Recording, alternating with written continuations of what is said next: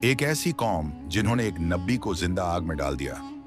उनकी कौम बुतों की पूजा करती थी, लकड़ी और पत्थर के बुत बनाती, उनके सामने झुकती, उनसे दुआ मांगती।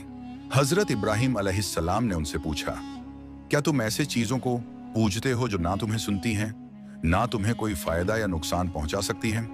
कौम ने उनकी बात नहीं मानी।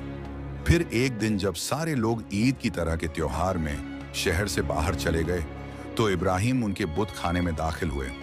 वहां बहुत सारे बुत थे। उन्होंने एक एक करके सब बुत तोड़ डाले, सिर्फ सबसे बड़े बुत को छोड़ दे दिया और कुल्हाड़ी उसी के कंधे पर टांग दी। जब लोग वापस आए और देखा कि सारे बुत टूटे पड़े हैं, तो बोले, ये काम किसने किया हमारे खुदाओं के साथ? उनमें से एक बोला, हमने सुना था एक नौजवान कहता है कि मैं तुम्हारे बुतों को तोड़ दूंगा, उसका नाम इब्राहिम है। तो सब लोग इब्राहिम को ले आए। उन्होंने पूछा, क्या तूने किया ये काम, ए इब्राहिम? इब्राहिम अलैहिस्सलाम ने इशारा किया, नहीं, ये बड़ा वाला जो बुत है, पूछो उसी से। अगर वो बोल सकता है तो। लोग हैरान रह गए।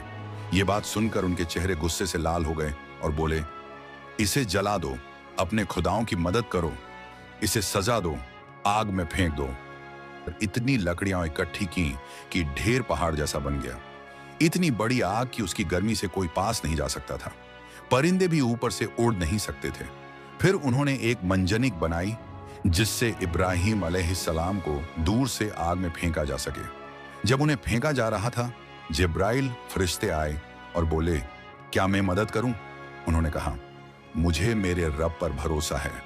जैसे ही उन्हें आग में फेंका गया, अल्लाह ने हुक्म दिया, ठंडी हो जा और इब्राहिम पर सलामत रह। इब्राहिम अलैहिस्सलाम उस आग में सुकून से बैठे थे।